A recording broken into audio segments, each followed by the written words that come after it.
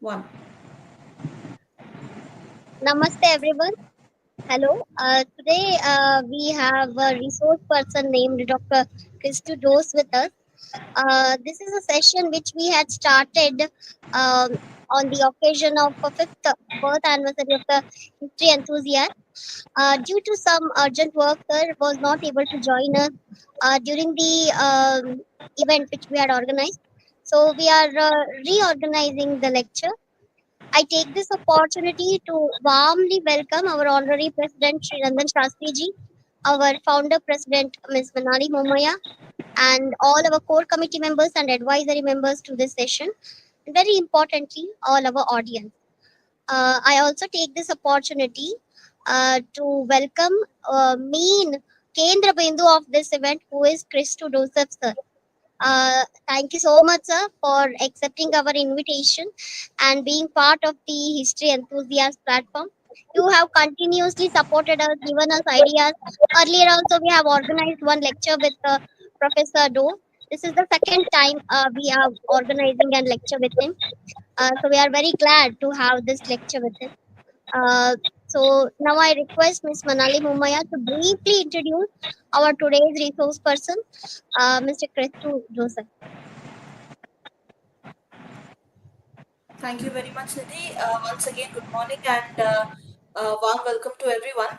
And after a thoughtful pause of a month, we are delighted to return with the Daastaan-e-watan Itihasotsava lecture series, which was organized to mark the fifth anniversary of the history enthusiasts. This series, we have been looking at the national leaders as interpreters of their time and through their historiography. So we have looked at Aruna Asaf Ali's silent strength to Netaji's radical idealism, from Patel's steel diplomacy to Kamala Devi's cultural nation building. As we resume after a brief interlude, today's lecture takes us to a region, a movement, and a political imagination that contributes to provoke thought and debate, the Dravidian movement, and the legacy of E.V. Ramasamy Naicker, or Periyar as we call him. In exploring the possibilities and contradictions of decolonizing the Indian nation, we move beyond national icons and we look at the margins. And today's lecture, Decolonizing the Politics of Dravidian Nation, E.V. Ramasamy Naicker and Beyond. We explore the intellectual and political currents of the Dravidian movement. To guide us through this terrain, we have with us Professor Christhu Doss, Assistant Professor at the Center for Historical Studies, School of Social Sciences, Jawaharlal Nehru University, New Delhi. Sir holds a PhD from JNU and brings along with him 8 years of academic experience with a special focus on social, cultural, and intellectual history of modern India. His research interests span the connected histories of politics, proselytization, caste, and communalism in colonial and post-colonial South Asia. So his publications have also been very rich and contributive to the realm of history. With his sharp insight and into the politics of the Dravidian setting, Professor Doss uniquely represents this particular problem in history. And let us join in welcoming Sir once again. I think he has exited the meet. Let him join again. Yeah, sure.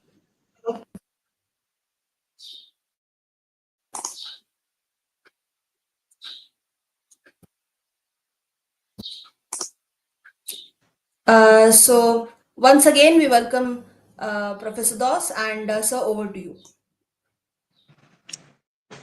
Thank you, history enthusiasts. It's always such a pleasure to have an interaction with you all.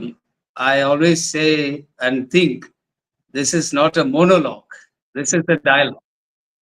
The history, as we all know, is a continuous process of interaction between past and present, and it is an unending dialogue between historians and their facts. So the topic which I chose to discuss today is decoding Dravidian nationalism, E.V. Ramasamy Naicker and Beyond. The period is roughly 1920s to 1960s. History does not deal with facts and figures alone. It has a deeper meaning. As R.C. Majumdar would often argue, history needs to be retold or rewritten largely because there are possibilities for new facts or new interpretations of known facts, but certainly not with a view to accommodate the policy or a program of a political party. And it is in this context, as a student of history, I always ask critical questions. For example, I always believe that every historian should not be satisfied by giving new answers to old questions. Rather, they should think of revising the questions themselves. Now, what do I mean by this? The topic decoding Dravidian nationalism, of course, it is a very complex, theme to discuss and to write. And of course, there are many historians who have already done research on Dravidian movement, Dravidian nationalism, and Dravidian ideologies. So in what way my lecture is going to be different from the existing research? So to make my talk to be little different from the existing literature, I have to ask 4 basic questions. The first question that I would like to ask, and later, of course, I would try to respond these questions as part of my ongoing research. The first question that comes to my mind when I was working on these themes in Prime Minister Museum and Library and turning the pages of A.S. Venu papers, who was none other than the private secretary of Annadurai, the then chief minister of Tamil Nadu. I have gone through a number of newspaper reports. For example, Dravidian Nadu, Kudiyarasu, New Justice, The Liberator, and some of the correspondences between various Dravidian leaders and the responses later received by Congress leaders, most notably Mahatma Gandhi, Jawaharlal Nehru, and how the Dravidian ideologies seem to have created both responsive reaction and reactionary response from people like Dr. B.R. Ambedkar. So therefore, it is a complex theme one would definitely encounter. The first question I always asked when I was trying to examine the larger theme is, to what extent Dravidian nationalism needs to be understood in the context of the 18th century and 19th century missionary politics. I often see that there are explicit references that seem to suggest that the missionary politics or the missionary ideologies seem to have consolidated or defended, or in other words, justified the ideas that were later discussed and debated by the Dravidian leaders. So I don't find, therefore, any reason to discuss these two things differently, because missionary ideologies and the Dravidian ideologies often complemented each other if not contradicting to one another. So it is in this context, my first question is, to what extent missionaries created a narrative which in turn supported the ideologies of Dravidian leaders in the 20th century? The second question that I ask in this context is, how did the colonial uh, free thinkers, who often identify themselves as Hindu free thinkers in Madras, sought to alter or change the intellectual landscape of the colonial South India? Because when I say the free thinkers, it was a very important movement, intellectual movement in the 1880s. Most of the articles written by the Hindu free thinkers were anonymous, no names. So, which is why I often would prefer to call them as the so-called free thinkers. And this is very important. Only few names you would come across in the weekly journal called The Thinker of Madras. I would discuss this in detail. And the so-called Hindu free thinkers, they had come out with an idea of Hindu Free Thinkers Union of Madras in the 1878 or 79. And they were the one who claimed that the Thinker, a weekly English journal of Madras, was a crusade that would fight against the caste, Brahminism, superstition,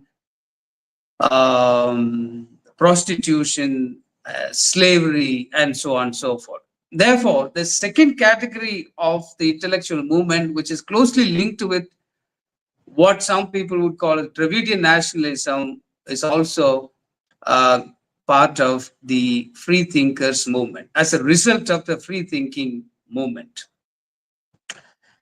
And the third question that I would like to ask here is, why did the ideological transition from Justice Party to Dravidian Federation become inevitable when Ramasamy Naicker, popularly known as among his disciples as Periyar, took leadership of the Dravidian Federation or Dravidian Dravida Kazhagam? Popularly, in the Tamil circle, it is called Dravida Kazhagam or DK. And the fourth question that I would like to ask in this lecture is, what were the complexities with which the Dravidian Progressive Federation, again, this is popularly known as DMK, or in Tamil, Dravida Munnetra Kazhagam. In English, it is translated as Dravidian Progressive Federation, was grappling with a range of issues when C.N. Annadurai, the then chief minister of DMK, was leading the masses. So these were the four questions. Obviously, the first question is related to missionary politics, missionary ideologies, how they were able to, or they sought to create a background with which the 20th century Dravidian leaders were able to, make a political capital out of it. Second is any discussion on Dravidian movement or Dravidian nationalism would be incomplete without adequately referencing the Hindu free thinkers, the so-called Hindu free thinkers of Madras, because they also were equally responsible for creating possibilities by challenging casteism, Brahminism, or other forms of what they would call superstitious beliefs, and their fight for women's equality. So I don't find there were any major difference between the free thinkers' ideologies and the Dravidian movement or Dravidian nationalism? Um, Based on these questions, I have formulated some of my preliminary observations. So these preliminary observations, I think, need to be discussed first to contextualize what my lecture is going to be and how I have framed my lecture.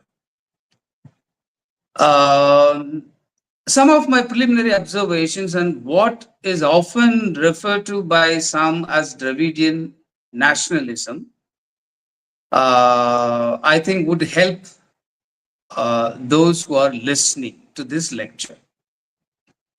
The first observation, preliminary observation, after going through some of my, some of the archival records at Prime Minister Museum and Library, I find this is something very complex theme, and despite the fact that the term Dravidian has been used by scholars for a variety of reasons, Dravidian as an identity, a political identity, or cultural identity, or a racial identity, or as a social identity, seem to have gained preeminence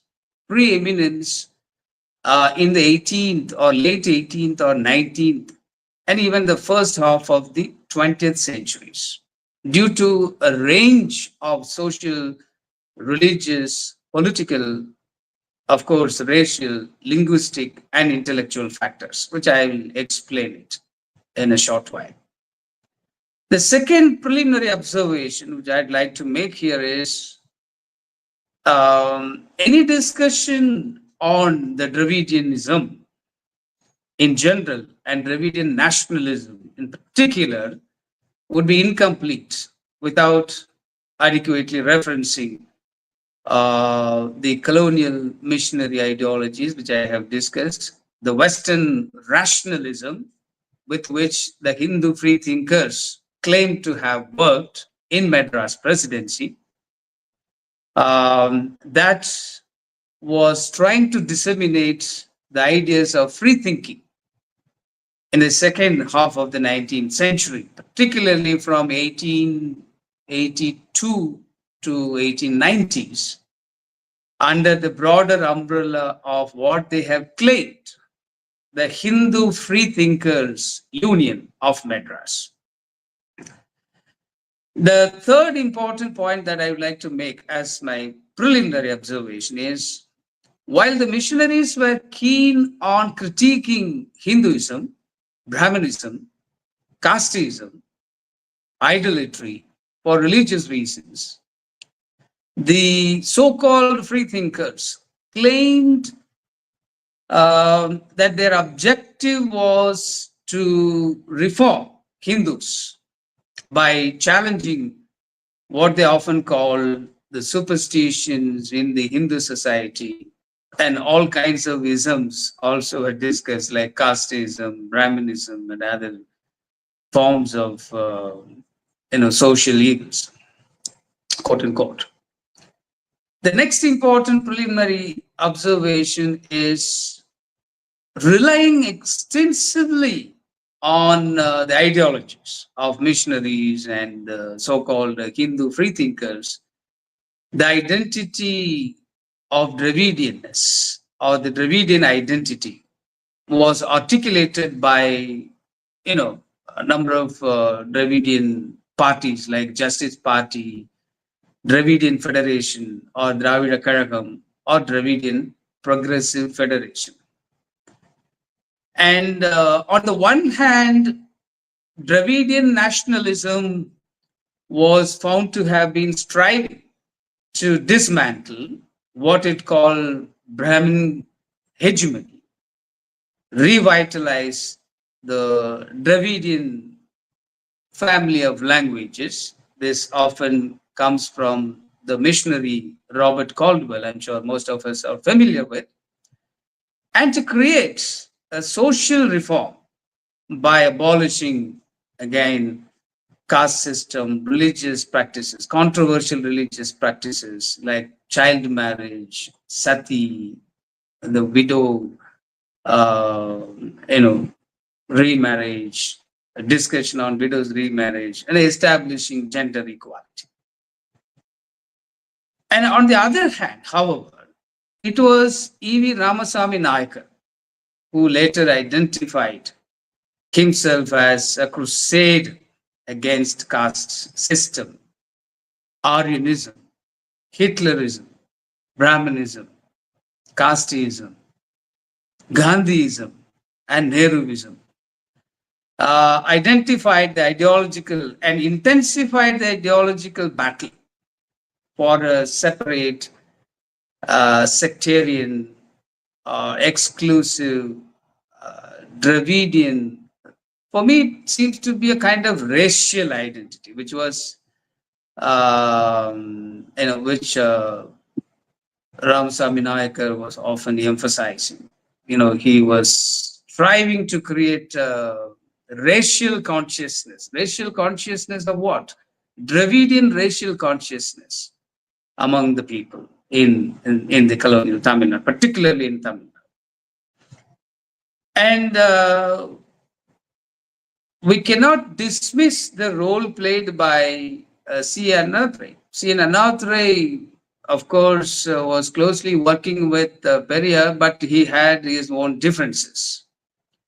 So C. Annadurai, the founder of Dravidian Progressive Federation, or DMK, often claimed that if Pakistan was possible to achieve, Dravidistan would also be equally possible to be achieved. Of course, he was a prolific writer, speaker, and he was often known as pen man, a man who was bestowed with the capability of writing to convince even his opponents. And this exclusive or sectarian, divisive, racial Dravidian identity or Dravidian nationalism seems to suggest that it has hardly had anything to do with the anti-colonial Indian nationalism, because the available literature suggests that the Dravida Kazhagam was not in favor of Quit India movement, because Dravida Kazhagam was set up in 1940s when Quit India movement was going on, and Dravida Kazhagam clearly said that our youth would never be part of that Dravidian, this national movement. And the second important idea, the example, the instance where Dravida Kazhagam was against independence was some of the leaders approached some British officials, and they, said to them that we don't want independence, but we want independence from Brahmins, Aryans. And this is one of the reasons why Ramasamy Naicker was observing the independence, in a very, very controversial manner. So that speaks volume about the role played by Dravida Kazhagam. So there are differences between Periyar and Annadurai. When Periyar was against the very idea of God for a variety of reasons, Annadurai was declaring that there was one God and there's one community, a group of people. And he was also, in a way, able to make his point clear, which was completely different from Ramasamy Naicker's when it comes to the idea of India's independence. He said it has to be celebrated. So you have, therefore, a lot of differences between Ramasamy Naicker and Annadurai, though they had some commonalities when it comes to Dravidian Nadu. And another thing that we have to understand is the followers of Ramasamy Naicker always claimed that Periyar was the only leader who is capable of redeeming the people from the poverty, from inequality, from injustice. And therefore, Dravidistan or Dravidian Nadu or Dravidian nation can be achieved only under the leadership of Periyar. On the other hand, if you look at some of the biographies of Annadurai, a most important biography which is available, written by his secretary, personal secretary, A.S. Venu, he clearly tells us that the Dravidian movement actually starts with Annadurai. Dravidian movement cannot be discussed without adequately analyzing Annadurai's contribution. It was Annadurai who was the savior of Dravidians. It was Annadurai who was the beginning of Dravidian Renaissance. These are some of the words used by A.S. Venu. So this clearly reveals that both the leaders on some of the occasions were not on the same page. And if you ask me the question why Dravidian Progressive Federation came into being, and again the biographer A.S. Venu says that it was the conservative mentality of Ramasamy Naicker, who has decided to marry a woman when he was in the 70s, was not acceptable to Annadurai. And this later propelled him to come out with another political body called Dravidian Progressive Federation, DMP, in the 1949. So these are some of the words or statements or assertions made clearly by the biographer of Annadurai. And therefore, the Dravidian nationalism with a separatist tendency, I'm using separatist tendency because it was not at all acceptable to leaders like Jawaharlal Nehru, Mahatma Gandhi, and even Dr. B.R. Ambedkar. I'll come back to that point. So, the Dravidian nationalism with a kind of separatist tendency was keen on creating non-Brahmin nationality, popularly known among the supporters of Ramasamy Naicker and Annadurai as Dravidistan or Dravidian Nadu or Dravidian Nation. Now the question comes, the responses of the nationalist leaders. For example, Dr. B.R. Ambedkar, what he had to say about this Dravidian nationalism. When Ramasamy Naicker asserted his view that the demand for Dravidian nation and Pakistan was almost the same, Ambedkar declined to accept this view and stated that the demand for Pakistan was, completely different from the demand for Dravidian nation or Dravidian nation. You know why Ambedkar was dismissing the idea proposed by, E.V. Ramasamy Naicker? Because the rationale given by Ambedkar was when the demand for Pakistan was meant only for the Muslims, the question of Dravidian politics was an all-India phenomenon. And therefore, he appealed to Ramasamy Naicker to be inclusive, to which um, Ramasamy Naicker was not much comfortable. And therefore, uh, it created, a series of controversies among the nationalist leaders. The second leader who challenged, confronted, and dismissed the idea of Dravidistan or Dravidian nation was none other than Mahatma Gandhi himself. Because we all know Mahatma Gandhi was a close associate of Raja Gopalachari when Rajaji was heading the Congress, in the 1930s, 1940s. Before that, Justice Party was in power for a brief period of time till 1937 election. Later, Congress comes to power. And Mahatma Gandhi often used to visit,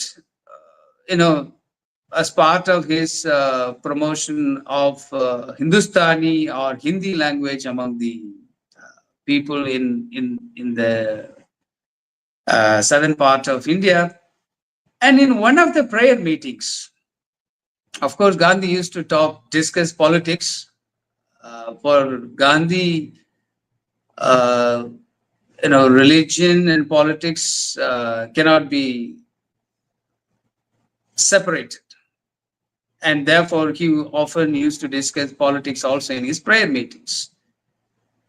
In a prayer meeting, Gandhi reiterated that he did not treat Dravidistan or Dravida Nadu as something apart from India. And challenging this divisive tendencies, Gandhi has gone to the extent to suggest that it was the British who have made us all one, though it may be debatable to some extent. And he also says that everyone living between Kashmir and Kanyakumari is an Indian. And to make distinctions, therefore, such as Aryans, or non-Aryans, or Brahmins, or non-Brahmins, or Aryavarta, Dravidistan is foolish. And therefore, Gandhi dismisses the idea of Dravidian nation. And what happened to the later leaders? Because it was Nehru, we all know, who played a very important role in questioning or challenging the ideologies of Anadrai. For example, this idea of Dravidian nation or Dravidian Nadu was discussed, debated, deliberated, and articulated in various platforms. Nehru comes to know.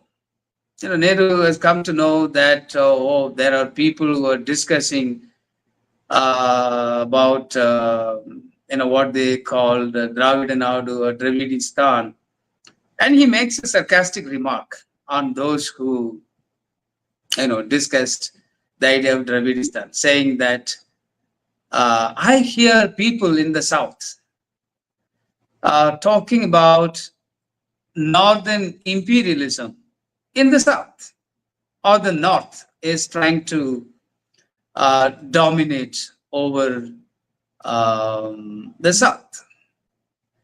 And the chief evidence of this seems to be the charge that Hindi language is forced down the throats of the people in the south.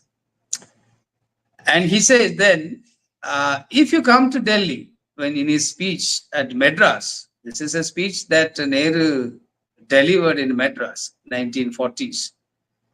He says, if you people, Tamilians, come to Delhi, certainly in the Delhi Secretariat, you will hear some whispers of southern invasion of the north. Because a vast number of Secretariat officers come from the south. This is what Nehru says. And Nehru supports them because these people who were working in the Delhi Secretariat, most of them or considerable number of them are from South. He says these officers were pretty good and they were all there on merit. And it is in this context he says, sorry, I have no complaint about them, simply because they have come from the South. And therefore he says, I cannot understand this talk of South and North. It is sheer ignorance or some kind of frustration or some foolish way of looking at it. And he says, again, that it seems to me to be utterly silly. When Gandhi says the claim for Dravidistan was utterly foolish, Nehru stated that the claim for Dravidistan was nothing but an utterly silly. And it may be that some people in the North may try to push something they like in the South, quite conceivable, just as you may try to push it in the North. Now he asked a question, but what has it to do with the North trying to override the South or the South overriding the North in anything? I think this question clearly tells us that the Dravidian nationalism seemed to have created more enemies from the nationalist leaders, particularly leaders like Dr. B.R. Ambedkar, Mahatma Gandhi, Jawaharlal Nehru were not at all happy with this kind of nationalism that was discussed in southern part of India.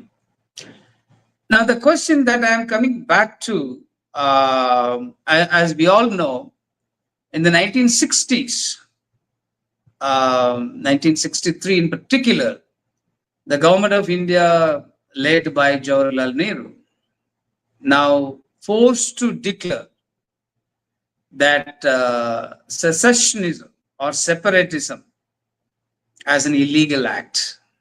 So this was actually referring to the Dravidian nationalism, directly or indirectly. So now what Annadurai had to say about it, whether you are still trying to fight for the cause of a separate Dravida Nadu or Dravidian nation, or he had to give up. As a consequence of this 1963 declaration of Nehru that secessionism or separatism as an illegal act, Annadurai finally was forced to abandon the claim for Dravidian Nadu. These are some of my preliminary observations. Now, I'll try to use two important individuals to contextualize why the free thinkers, for example, were interested in confronting some of the systems that prevailed in India.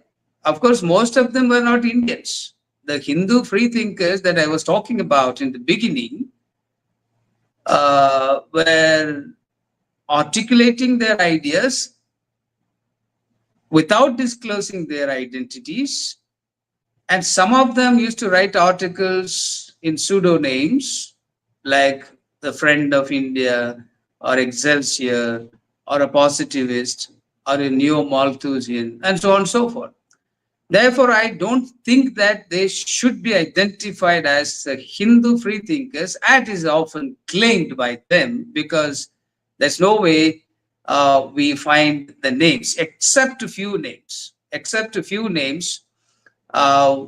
most of the names are pseudonyms, and therefore I'm not fully comfortable to take the name as it is. I always try to be critical about the veracity of these ideas.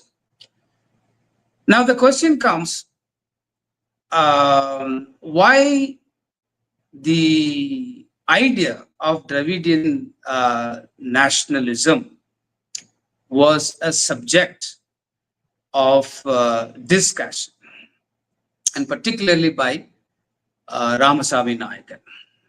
And I'm sure most of you must have read books on Ramasamy Naicker. I am not the one who would be interested to discuss the existing literature, but I will be interested to discuss something which has not been discussed by scholars, because most of the information which I have collected from the archive and the archival reports, and particularly the personal papers of the personal secretary, C.S. Venu, the personal secretary of Anadrai.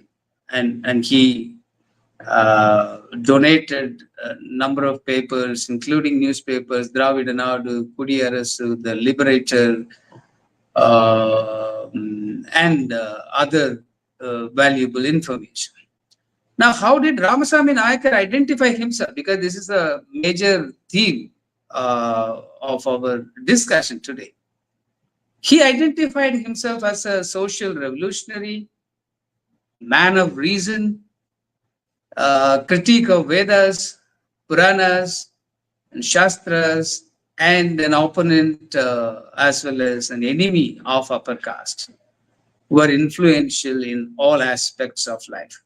This again is very important because the Kudiyarasu, in his reproducing his speeches, Ramasamy Naicker himself appealed to people to remember him,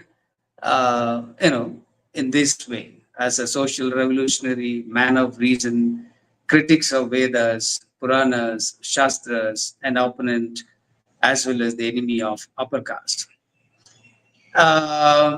Now, what has propelled Ramasamy Naicker to come out with this idea called Dravidian Nation? This is a very pertinent question that everyone should ask. And that's a very interesting poem, which was in Tamil, and I just tried to translate, which was again produced in Kudiyarasu in Tamil, which means self-government. The theme of the poem is Dravidare Elumin, which means arise and awake, Dravidians. The translation goes like this: our consciousness and power have been swallowed by Puranas. Our arts and ideas have been trapped in the vicious cycle of the Aryans. The language and literature have become instruments in the hands of Sanskrit. Our racial well-being and unity have been devastated by a bomb called Varnashrama Dharma. Our wealth and freedom have been shattered by the Northerners. We often use the term Northerners to refer to people, particularly the people of North India. Our religion and customs have been disfigured by the Aryans. Our music and drama have become instruments of superstition in the hands of Aryans. Our temples and ponds have become subjected to Brahminism. Our customs, conventions, and festivals have become tools of slavery due to Aryanism. Our educational institutions and centers of art have become phony centers of patriotism. Therefore, you Dravidians, arise and strike the roots of slavery, unquote. Now, this is a very, very important aspect, because for Ramasamy Naicker, history is all about struggle. You know, according to him, all history of the world was the history of struggles, either in the name of race or in the name of religion or in the name of caste or history or culture, region, religion, gender, class, scriptures, Puranas, and Vedas. And therefore, he argued that Dravidian League or Dravida Kazhagam or Dravidian Federation was the only solution to all forms of injustice, slavery, inequality, and exploitation. Let me remind you all here, the term league, Dravidian League, okay, often seem to have derived from the term Muslim League. This is not my argument. Even see, Annadurai at once clearly stated that the Dravidians started using the term league because Muslim League was demanding for Pakistan, and therefore Dravidian League should fight for Dravidistan. There's a commonality between Dravidian League and Muslim League in terms of its usages of this particular term called league. And another controversial aspect as far as Periyar or Ramasamy Naicker was in a public meeting held at Gokhale Hall, I think in Madras on 19th November 1944, Ramasamy Naicker asserted that Dravidian Nadu or Dravidian Nation would be a separate nation, and people from other provinces would be allowed to enter only after procuring a passport, a permit entry. And he noted that the question of separate Dravidian Nadu was not a political one, but an economic question for a social reform. And he added that the Dravidian League would fight against all forms of exploitation, including untouchability. Like India was against the commercialization of the British, the Dravidian Nadu would be against all forms of commercialization by other presidencies in India. Like India was against market economy, the Dravidian Nadu also would be against similar such attempts made by any Indian presidency in Madras presidency. All the colonizing powers, as a result of or after establishment of Dravidian Nadu or Dravidian Nation, all colonizing powers would leave Madras presidency as soon as Dravidian Nadu was achieved. This was the most important expectation and, of course, declaration. Dravidian League or Dravidian League was against all forms of hegemony. He stated that the British, the American, German, the Japanese, the Aryan, Gandhian, and Nehruvian, all of them were treated as people who were known for exploitation. It's not only restricting to British, American, German, Japanese, Aryan, and even Gandhian and Nehruvian also were treated forms of hegemony. And such was an exclusive Dravidian Nadu would be characterized by complete independence, self-reliance, and self-determination. And he also tells us that what should be the capital of the Dravidian Nadu. He said Madras presidency would be the capital of Dravidian Nadu. And those who wish to step into the soil of Madras presidency must procure an entry pass, which is passport.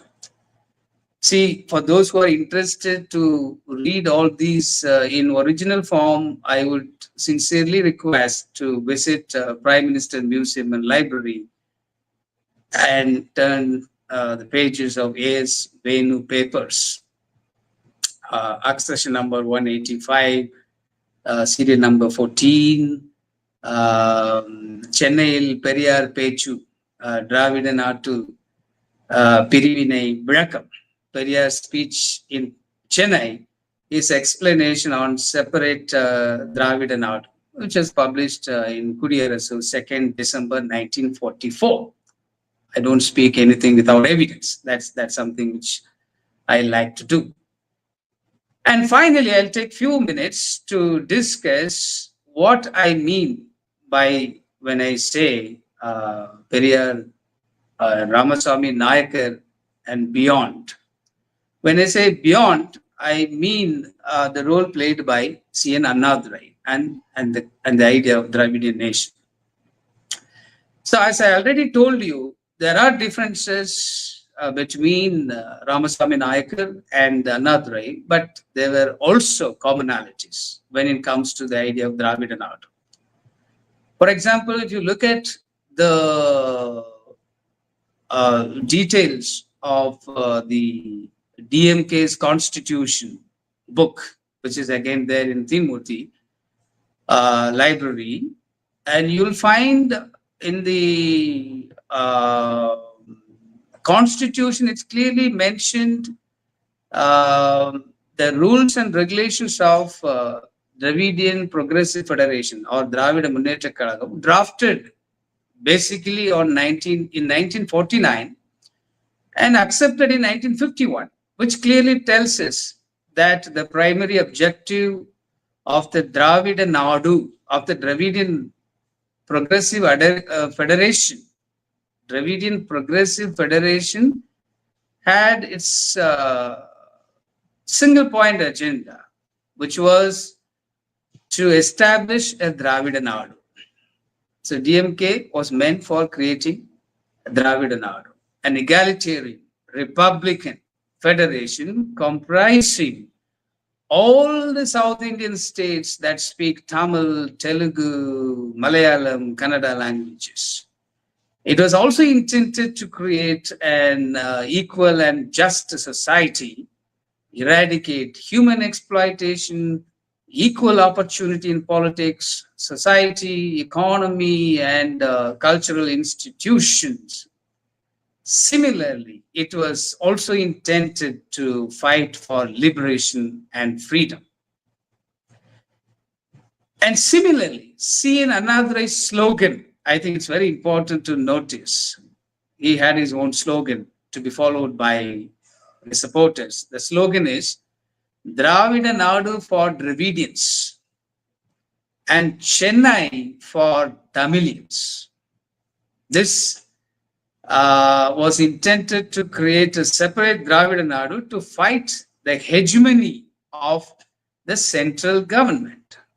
So the source is A.S. Venu papers, DMK Constitution, accession number 185, PMML, Prime Minister Museum and Library. And again, A.S. Venu papers, Dravidian Nadu, edited by Annadurai, R.K. Shanmugam, Dravida Nagarigam, or Dravidian Civilization. And another book that I have quoted here is Life of C.N. Annadurai. A.S. Venu is Annadurai's personal secretary. And again, this is available in Prime Minister Museum and Library.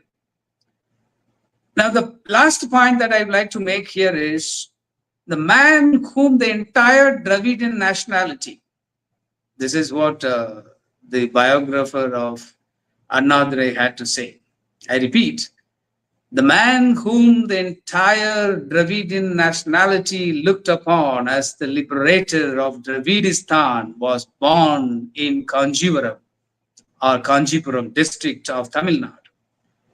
C.N. Annadurai was often interpreted as unequaled thinker, rationalist, pen man. Pen man is a man who had the power over pen as a writer, politician, reformer, orator, and torchbearer of Dravidistan. Continued to disseminate his ideas of Dravidistan in and through New Justice, a newspaper, Dravidian Nadu, another weekly newspaper. And his personal secretary, with that I will wind up the discussion, is Venu said, Annadurai is the beacon light of the 4.5 crores of Dravidians, shining as a man of wide experience in political matters, honored more for his acute intellect, boundless patience, remarkable social service, and natural goodness of heart. His keen sense of honor, his lofty ideals, his courageous stand in times of danger, his flashing wit, his notable contribution to the advancement of Dravidians are well known to our people. In short, he is the champion of Dravidian cause. The destiny of Dravidistan is in his hands. Unquote. Now, I'm sure you must have understood at least some aspect. I have a long list of details about the Dravidian nationalism. Due to time constraint, I have to cut the story short. And in case if you have questions or clarifications, or you would like to counter my point of view, which is absolutely based on the archival evidence, I would be more than happy to have questions. Thank you for inviting me to share this important, controversial, and to some extent contentious idea of what some people would call as Dravidian nationalism. Thank you so much. Thank you so much, Professor Christhu Doss, for that rich and incisive lecture. You have brought to light how Dravidian identity was shaped not just through political assertion, but through a long history of social contestation involving missionaries, reformers, so called free thinkers, and radical visionaries. With these ideas in mind, we now open the floor for questions and reflections from the audience. Sir, first, I would like to take up the question by Nandan, sir. Will you please elaborate on the two words Dravidar and Kalagam? And he's also added, did also DMK demand for Dravid Nation? Okay. So I don't want to go into the etymology of this term Dravida, because there are differences of opinion. Some would say it is Sanskrit word which had different forms of evolutions, and therefore I'm not a linguistic expert. I am not going into that detail.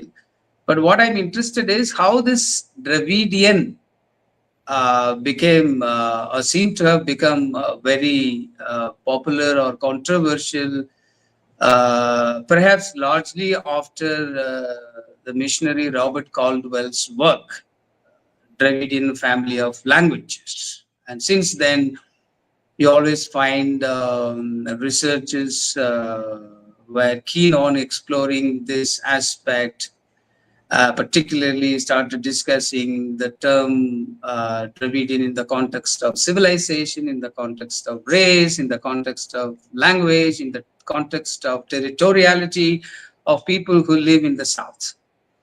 So the question that is often asked is the relationship between Dravidian identity and the notion of Dravidian Nadu. So the Dravidian Nadu actually comes to limelight largely not even in the Justice Party's politics. So what we know here is I don't find any particular or tangible reference to idea of Dravidianism or Dravidian nationalism or Dravidian movement in the Hindu freethinkers discussion. But it becomes more relevant when you discuss in the larger context of Aryanism or Hitlerism or casteism. Ramasamy Naicker seemed to have employed this Dravidian Nadu uh, as a civilizational identity or as a racial identity. Because for him, Hindus have Hindustan, and Dravidians also should have Dravidistan.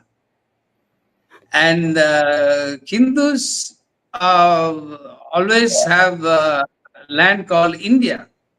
And therefore, people in the South should identify themselves not as Hindus. And he has gone to the extent that Dravidians should not celebrate Deepavali. And Dravidians were no longer Hindus. These were the claims made by Periyar. And of course, I'm using Periyar and Ramasamy Naicker interchangeably, but the complexities with which Ramasamy Naicker was striving to propagate his idea of Dravidian Nadu cannot be and should not be understood in binary. It is a very complex, theme that one has to look at very carefully. I have gone through at least some of the very, very important archival sources, and there I find that both Ramasamy Naicker and Annadurai were on the same page when it comes to Dravidian Nadu. Of course, they had their own personal differences.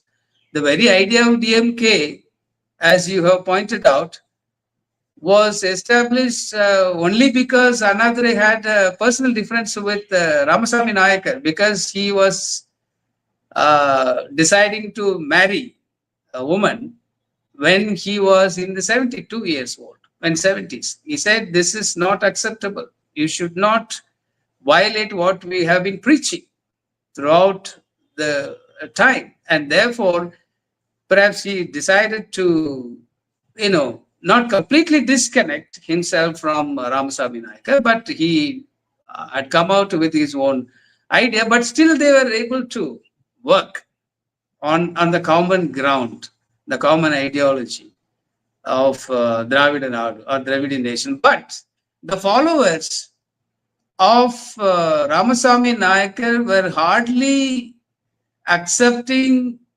Annadurai as their leaders.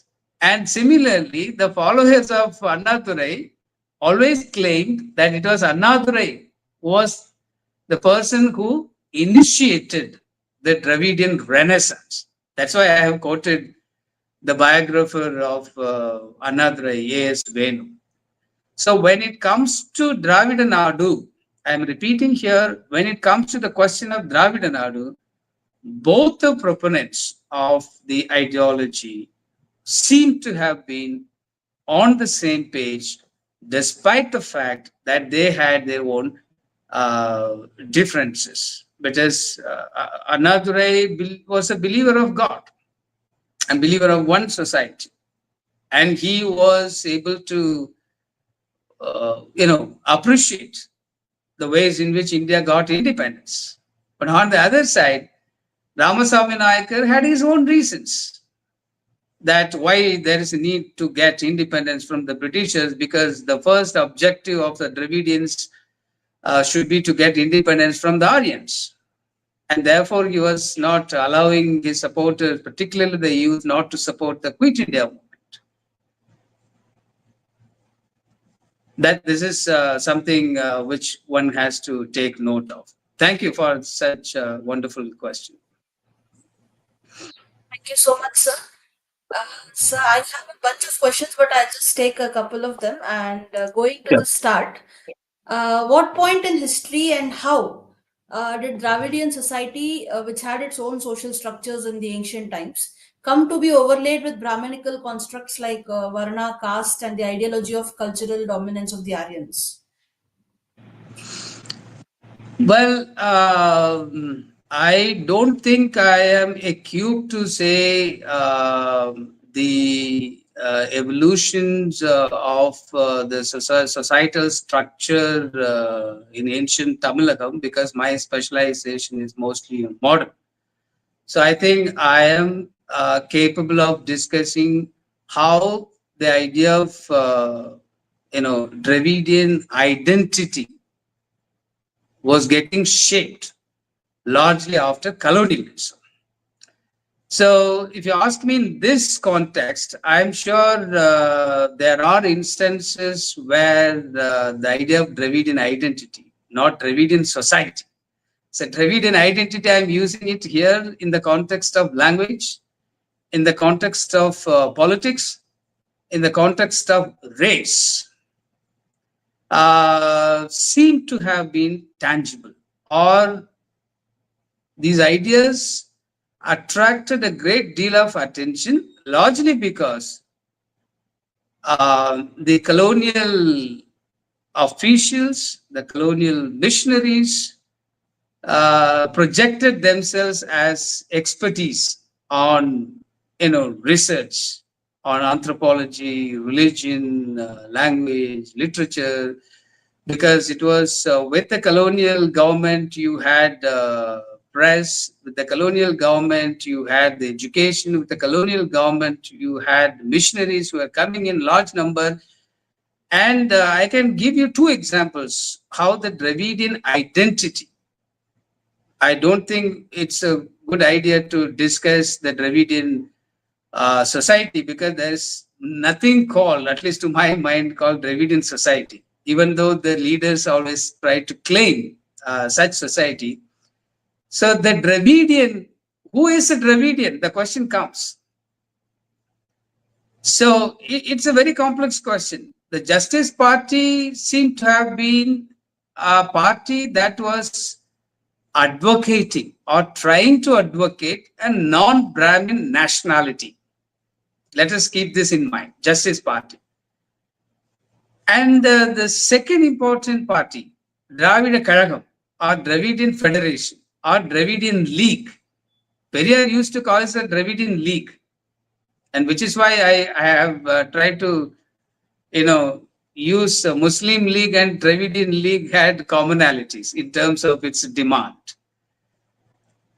Well, having said this, the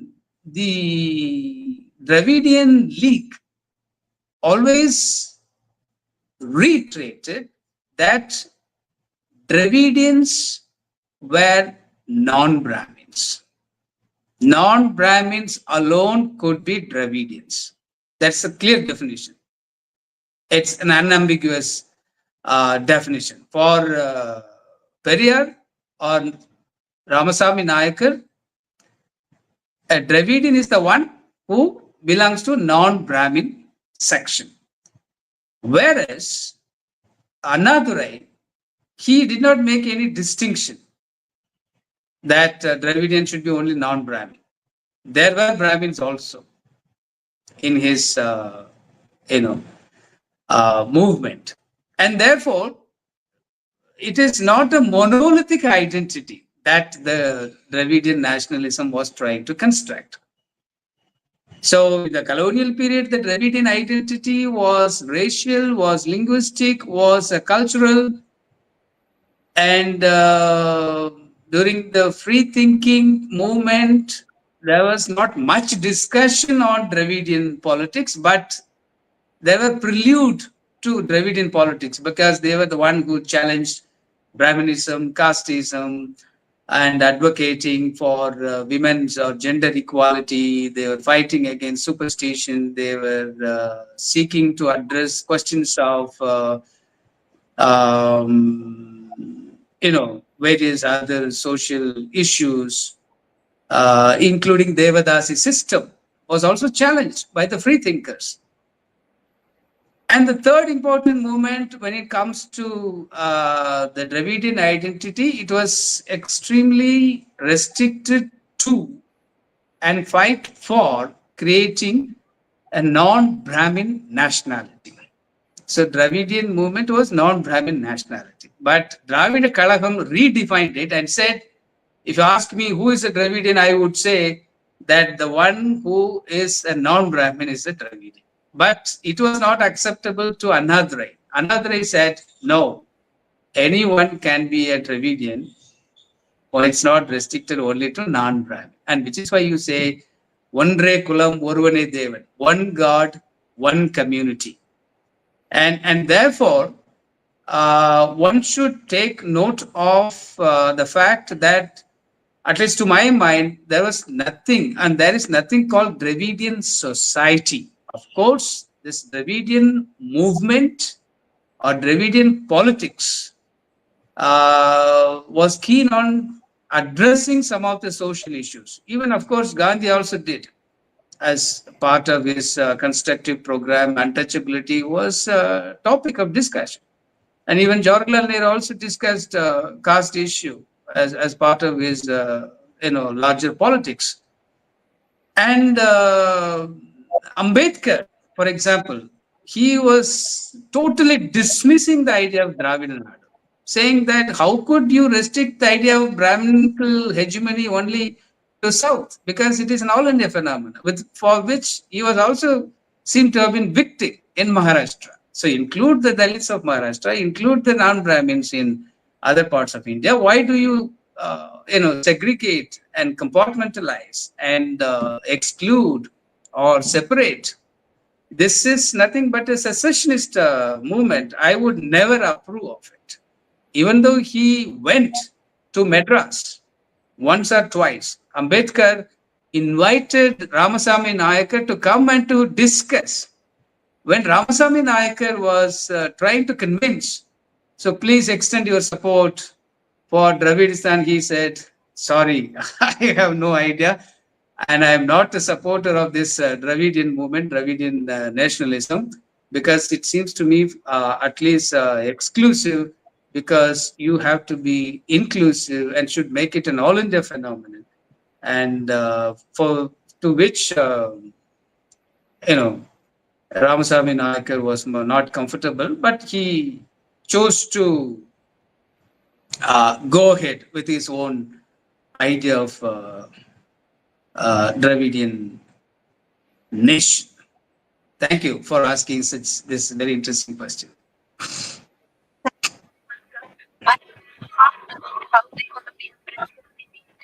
Dravidian identity, but I think you have already covered that.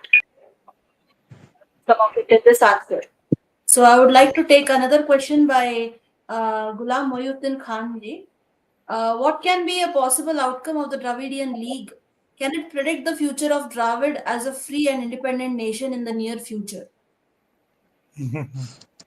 Well, this is a hypothetical question, because there's nothing called future of Dravidian nation, because it is a failed model.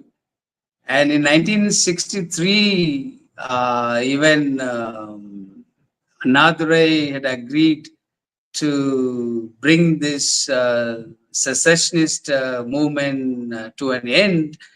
And Dravidian League, the question I think is pertinent, because some of the instances or issues the government sometimes talk about, particularly in terms of autonomy, sometimes self-assertion, self-reliance. The critics of Dravidian nationalism would definitely ask, oh, still the remnants of Dravidian nationalism are seen or tangible. But I don't find people are anyway in favor of a separatist tendency, at least in Tamil Nadu.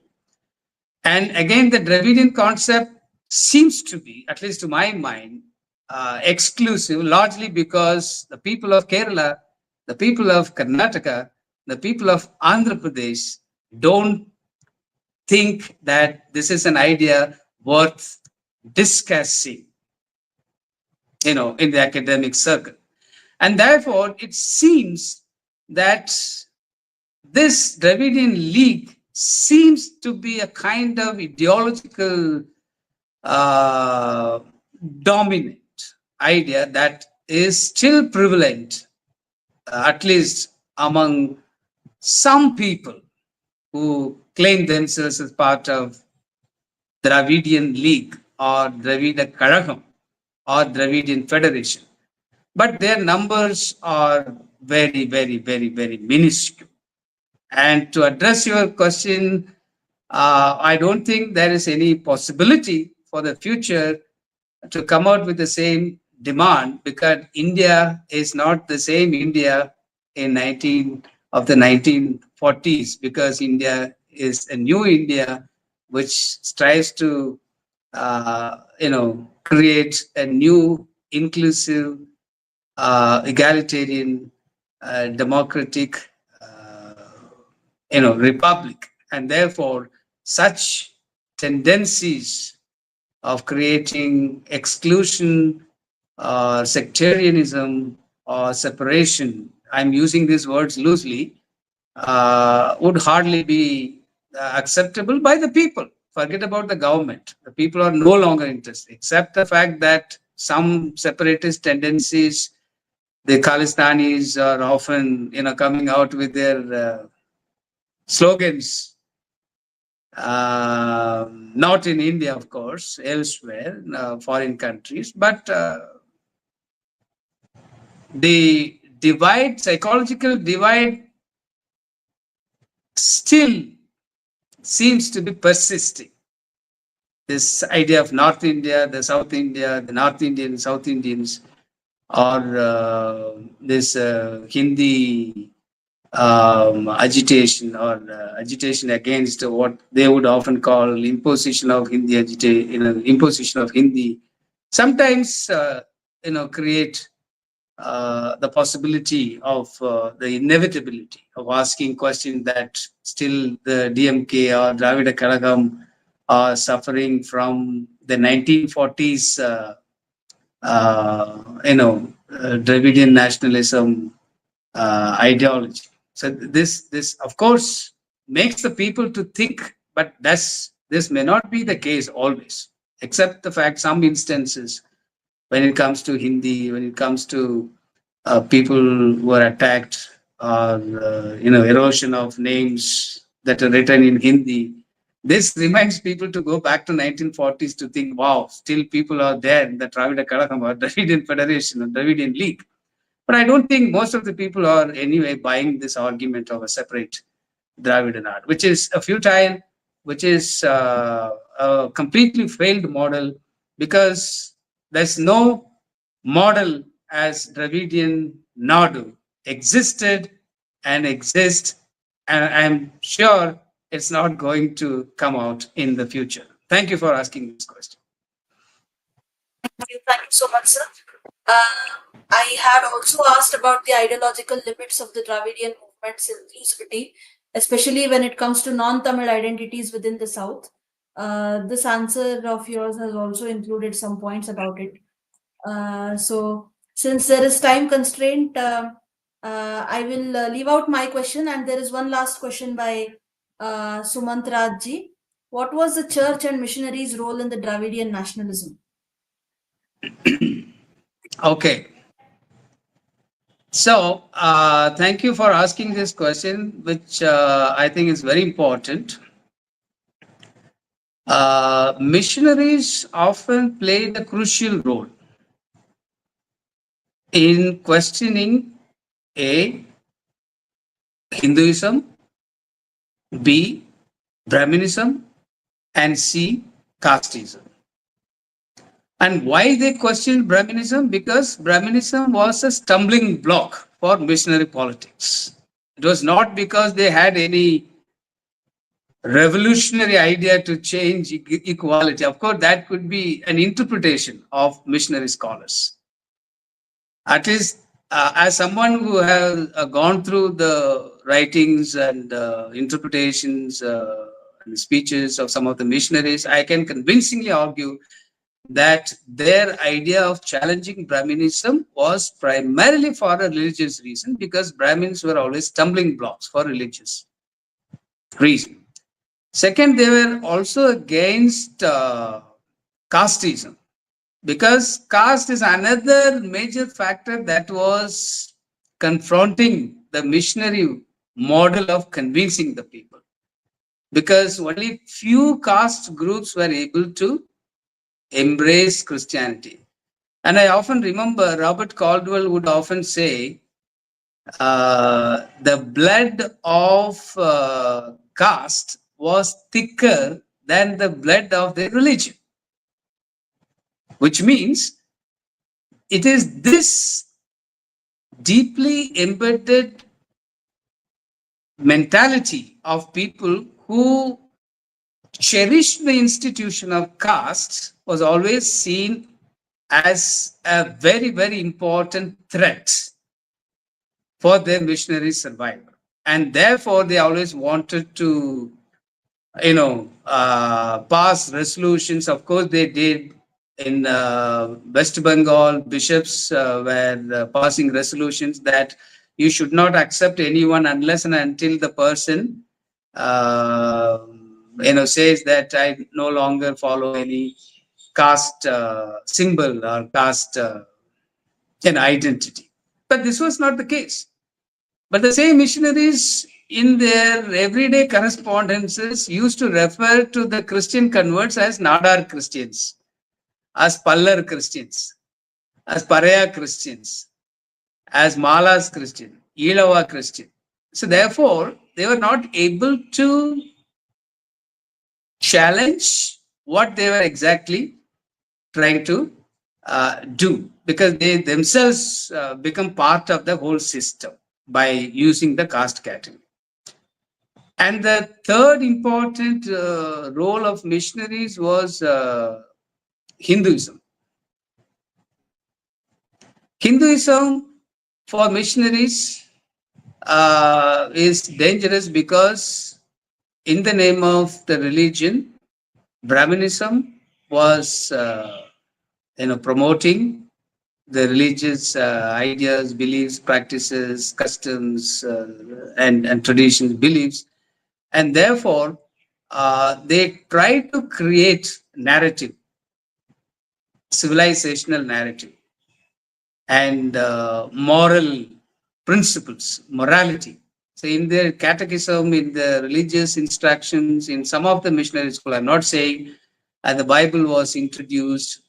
And it is in this context, missionaries, for example, G.U. Pope in South India, and Robert Caldwell. Again, he was the one, as I have been repeatedly telling his name. If Pope was known for his contribution of translating Tirukural into English, and now it has become a subject of debate whether his translation is genuine or it has a political tone.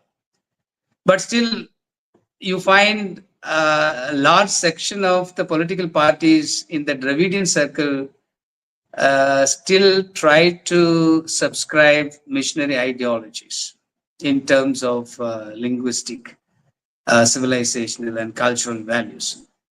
And the last point which I have to say here is the statue of Robert Caldwell in Marina Beach itself is an indication of how missionaries and the Dravidian leaders try to somehow complement to each other.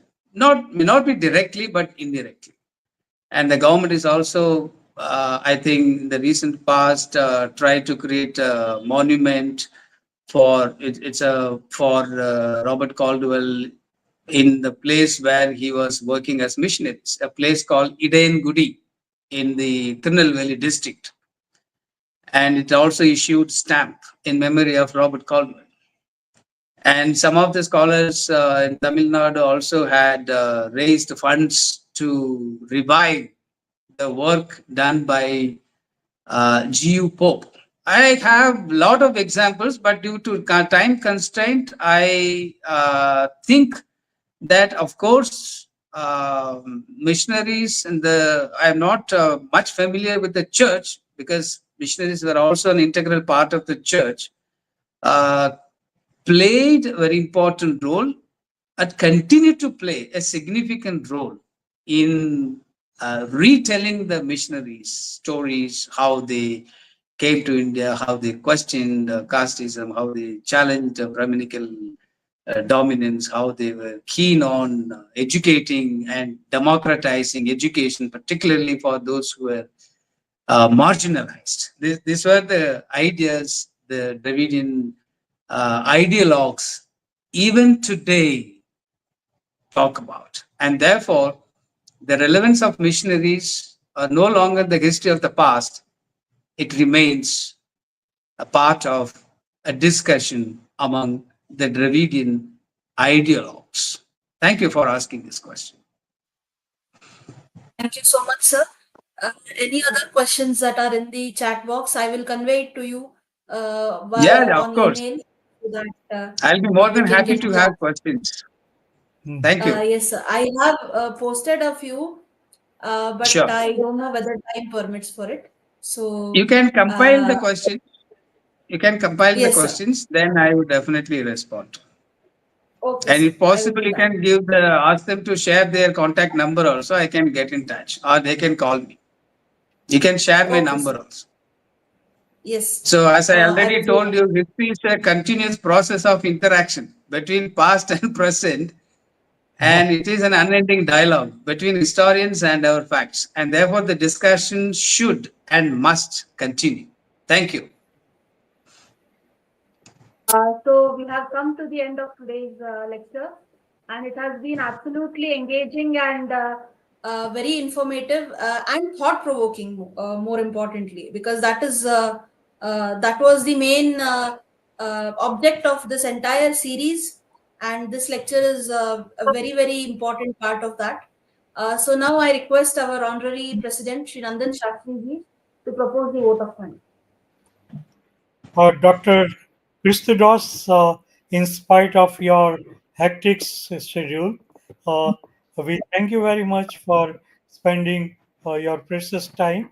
And I thank the audience also for patiently listening to you and taking part in question and answer session.